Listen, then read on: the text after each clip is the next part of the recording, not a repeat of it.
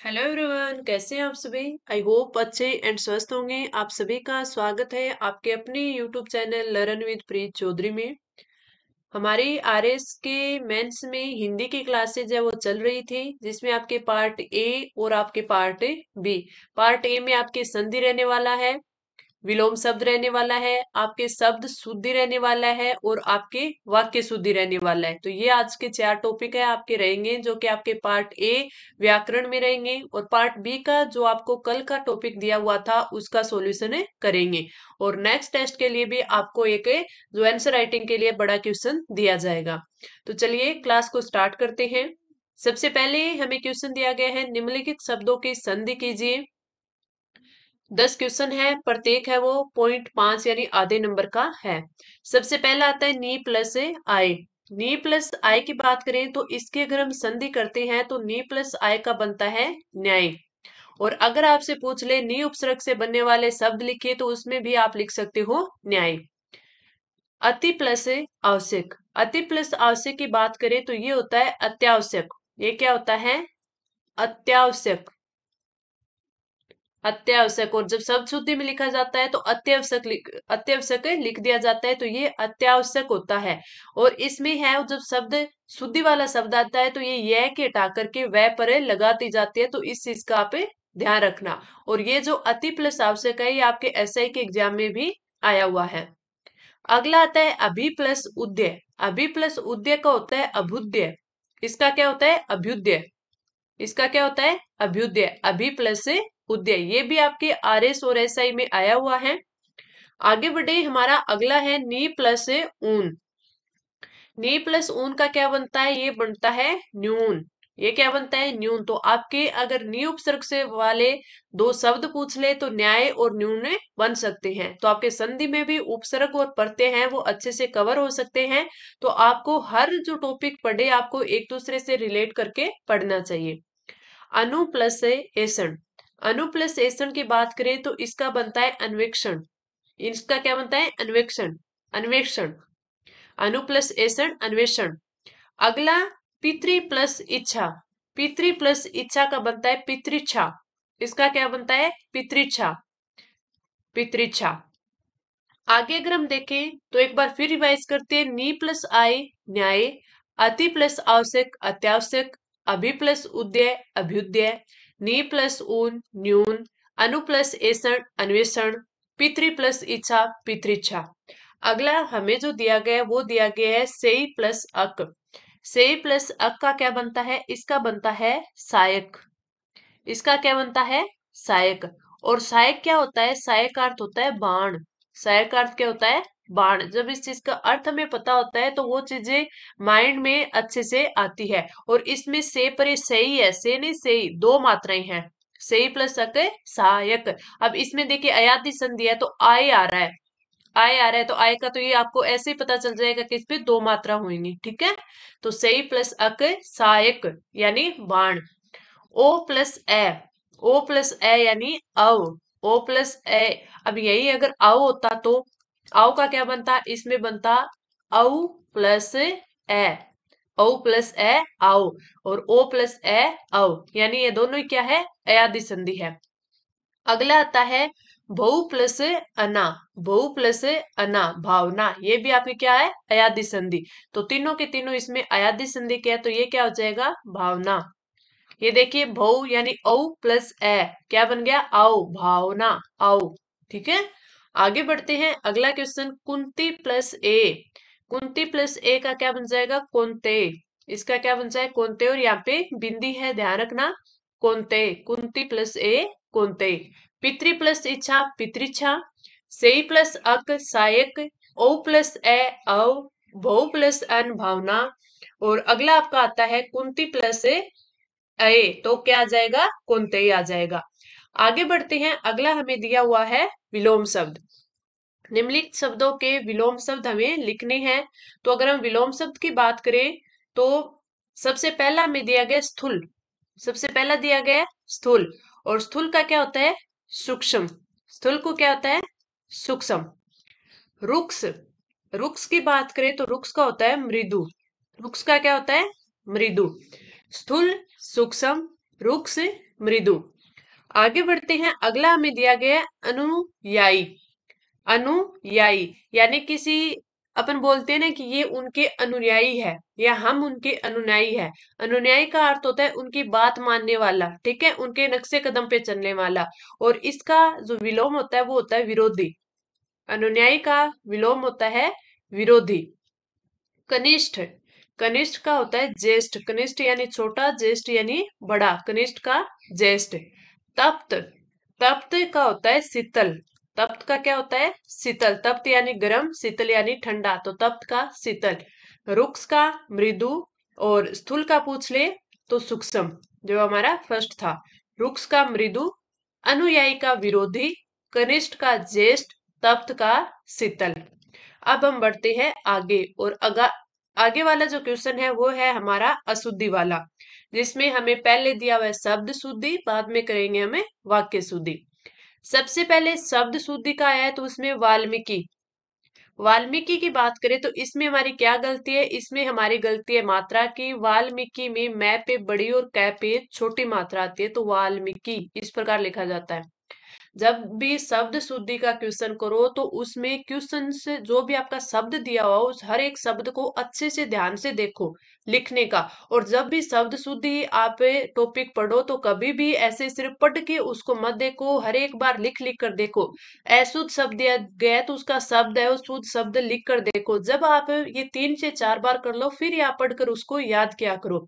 और जब भी आप क्वेश्चन और उस टाइम है आप याद कर रहे हो तो पढ़ रहे हो तो उसको ऐसे बोलो कि हाँ वाल्मीकि में वा ले मी की, यानी मैं पे बड़ी मात्रा कै पे छोटी मात्रा, तभी आपका वो अच्छे से कवर हो पाएगा। अगला आता है तूफान। तूफान की बात करें तो तूफान में मात्रा ऊ की बड़ी आती है, तूफान इस प्रकार लिखा जाता है। अगला आता है अंत्याक्षरी। अब ये देखिए मैंने कल वाले टेस्ट में ही आपको करवाया था, जब हम संधि कर रहे थे, संधि विच्छेद में दिया था और हम संधि कर रहे थे, तो उस टाइम भी मैंने आपको बताया था कि अंत्याक्षरी है वो आपके शब्द है वो जो आपके शब्द शुद्धि वाले क्वेश्चन आते हैं उसमें बहुत बार पूछा जाता है, वेरी इंपॉर्टेंट है। इसमें क्या होता है? अंत्य, इसमें अंत्य प्लस अक्षरी, अंत्य प्लस अक्षरी यानी अंत्याक्षरी होता है। इसने क्या दिया गया है हमें? इसने दिया है अंत्याक्षरी। अंत्याक्षरी नहीं, या आता है अंत्याक्षरी, ये हमारा बिल्कुल सही होता है। तो आप इस चीज को अच्छे से देख लेना। अंत्याक्षरी यहाँ पे अगर आप ऊपर बिंदी भी लगा देते तो भी आपका सही होता, लेकिन इसमें मेन बात क्या है कि इसने या नहीं लिखा, यह लिखा है, तो अंत्याक्षरी नहीं होता, अंत्याक्षरी होता है। अगला आता है मैथिली शरण। मैथिली शरण नहीं होता, मैथिली, मैथिली शरण होता है। तो इसमें आपके मैं पे और थे पर भी छोटी ई की मात्रा आती है, तो ये होता है मैथिली शरण। मैथिली शरण, तो इसका भी आपको ध्यान रखना है। अगला है समृद्धशाली। समृद्धशाली की बात करें तो इसमें समृद्धशाली नहीं समृद्धिशाली होता है। समृद्धिशाली,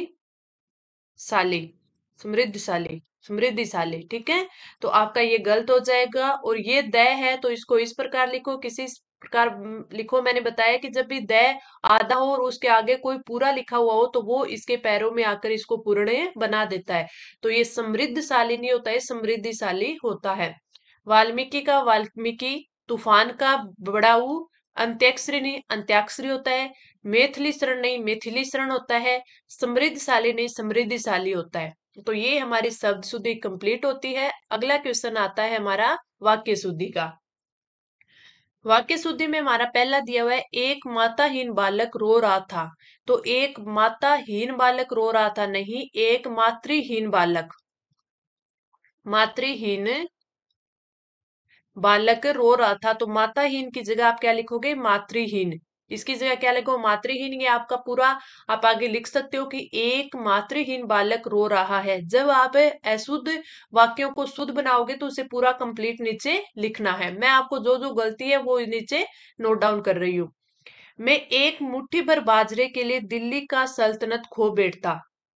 मैं एक मुट्ठी भर बाजरे के लिए, एक मुट्ठी नहीं होती या भर बाजरे नहीं होता, इसमें आप लिखोगे मैं मुट्ठी भर, मैं मुट्ठी भर बाजरे के लिए, बाजरे के लिए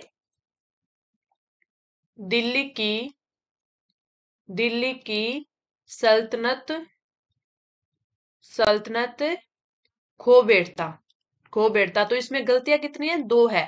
एक तो एक नहीं आएगा यहाँ पे, मुट्ठी भर, एक मुट्ठी नहीं होगा, मैं मुट्ठी भर बाजरे के लिए दिल्ली की सल्तनत खो बैठता, का नहीं आएगा, दिल्ली की सल्तनत है।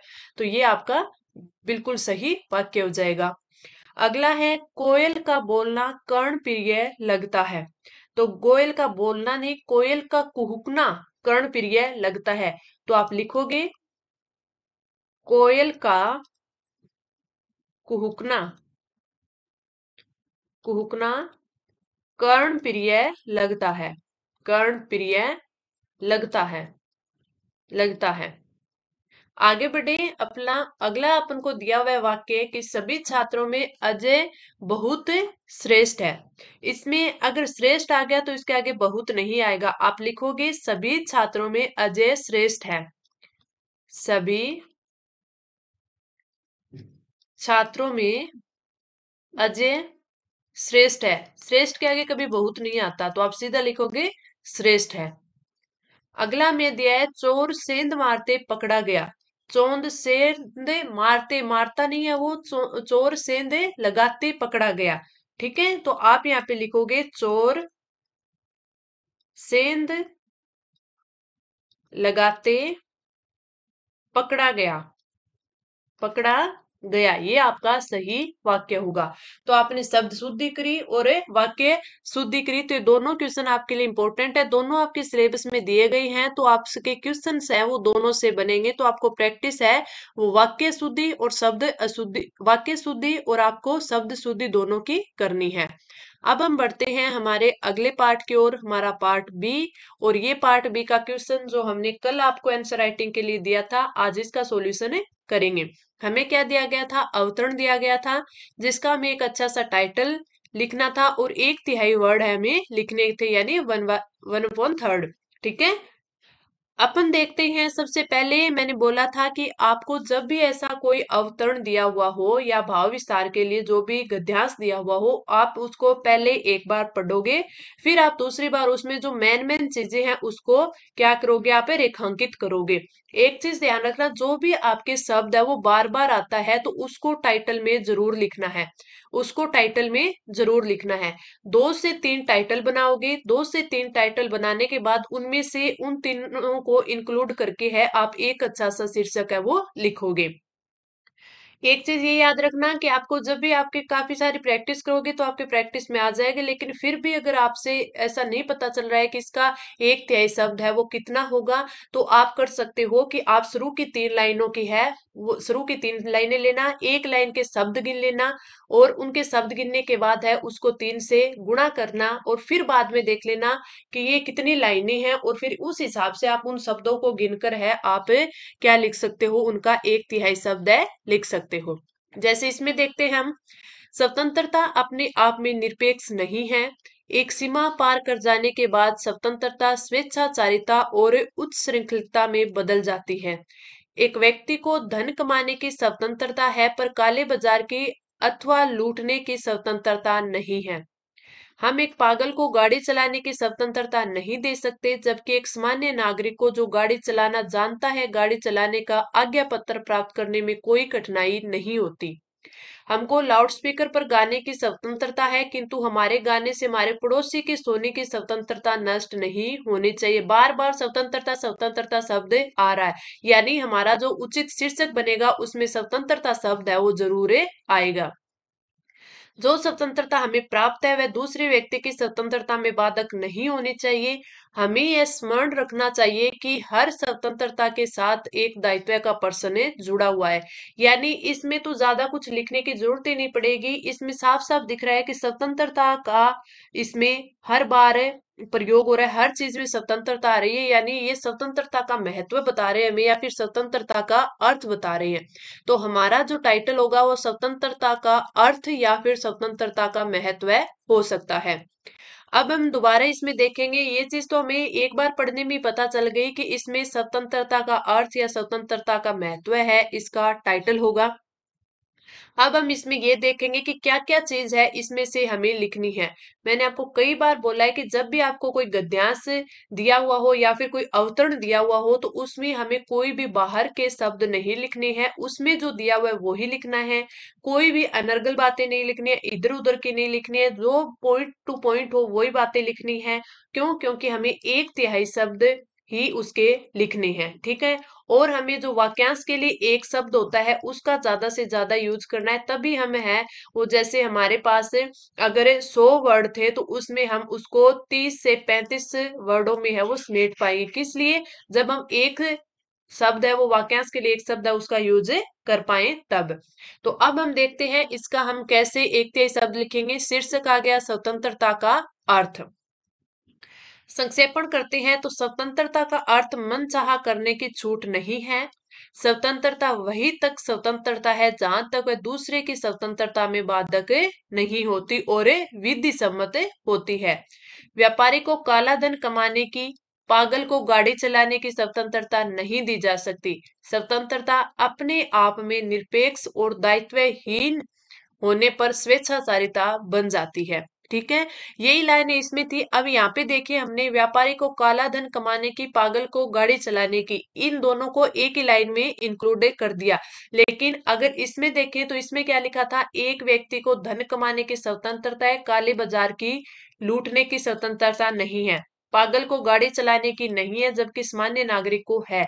तो इन तीन चार लाइनें थी, इनको हमने एक लाइन में समेट दिया। तो यही होता है संक्षिप्तीकरण करना। तो आपने अच्छे से देखा है कि हम टाइटल किस प्रकार लिखेंगे, हम उसको संक्षिप्त है वो किस प्रकार बनाएंगे। तो आई होप आपको अच्छे से समझ आ गया होगा। अब हम बढ़ते हैं अगले क्वेश्चन पर कि जो आपका नेक्स्ट टेस्ट होगा उसमें आपका क्या क्वेश्चन है आपको आंसर राइटिंग के लिए दिया गया है। इसमें आपको दिया गया है कि उप शासन सचिव राजस्व विभाग राजस्थान सरकार की ओर से भू नामांतरण शक्तियां तहसीलदार व नायब तहसीलदारों को स्थानांतरित करने के संबंध में अधिसूचना है जारी करनी है। मैंने आपको अधिसूचना के बारे में बताया है, एक बार मैं उसका प्रारूप मोटा मोटा बता देती हूँ कि सबसे पहले आपको यहाँ पे राजस्थान सरकार लिखना होता है, कार्यालय का नाम लिखना होता है, इस साइड आपके पत्र क्रमांक आता है, इस साइड आपके दिनांक आती है, यहाँ पर अधिसूचना आती है, राज्यपाल महोदय की आज्ञा से होता है। बीच का आप यहाँ पे जैसे ये मैटर लिख दिया, फिर आप यहाँ पे लिखोगे राज्यपाल की आज्ञा से, और यहाँ पे उनके साइन करोगे, उनका नाम आएगा, उनके पद का नाम आएगा। तो ये आपकी, और ये फिर आप वहां पे कॉपी दोगे कि ये जो अधिसूचना जारी होती है वो पूरे पूरे विभाग के लिए जिसको हमने की है उसके लिए जारी होती है। तो किस किस को ये कॉपी देनी है वो कॉपी दी जाएगी।